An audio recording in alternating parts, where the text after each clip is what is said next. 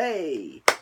Well, I'm going to do a video today on Batman. As we all know, Batman has a lot of enemies, been around for 70 odd years, and one rule that has been persistent in everything is do not kill, which should be changed to do not kill unless I do, and anyway it won't be bothered. Today I'm going to count on the top 5 times that Batman definitely killed someone.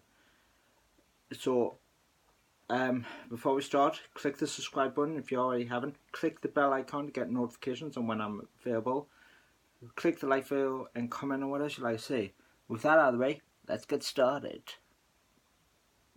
At number 5, I'm going to put a video which is put a subject which is not actually canon. It's from Batman Annual 8 from 1982, where Batman was fighting a cult whose leader was revealed to be Ra's al Ghul, one of his old enemies. Now, Ra's al Ghul is immortal thanks to the Lazarus Pit. Anytime he's injured or is weak, he'll just jump in the Lazarus Pit and he regenerates. Although this has proven to make him a bit more unstable each time he uses the pit. Anyway, in this story, Batman eventually fights Ra's al Ghul in space and disables the escape ship that Ra's was going to do, which ends up flying into the sun, cremating the demon's head. Although it's not canon, it will raise one question of who the hell got his ashes back? And how did they get them? How did they put them in the Lazarus Pit? How was he resurrected from this? But Batman did kill us, and he just didn't care at the end. He basically walked away like, okay, that's it, that's done. At number 4, I want to put a villain that was not essentially killed by a stab or a shot, but was basically left to die by Batman. Talking about, of course, KGB Beast, who Batman fought, and eventually, to defeat him, locked him in a sewer, in the room in the sewers, and left him to starve to death, which to me would be the most horrendous way ever to possibly die. Although this was retconned in a later issue, it is sure that Batman was willing to actually go and kill a man by leaving him to starve to death, and sure that this guy was just awful. When Batman first appeared in his own comics after the Detective Comics, how does he celebrate this? Well, he goes on a killing spree by the looks of things. In one of his first issues, he defeats a scientist that has kidnapped some mentally unstable people and injected them in things so they become big hulking monsters.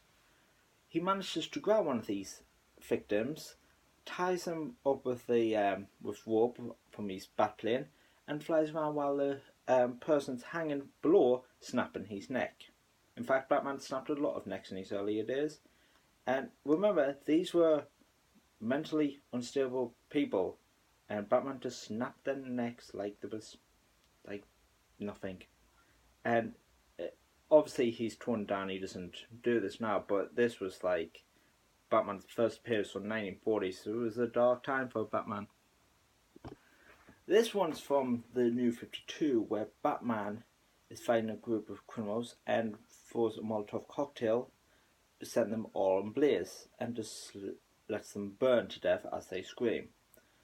Now, which is horrendous anyway, but what made this even weirder was that while they were burning, Black Canary, Green Owl's wife, saw this and managed to get it turned on, which she really should get some therapy for that if that turns her on, but I digress.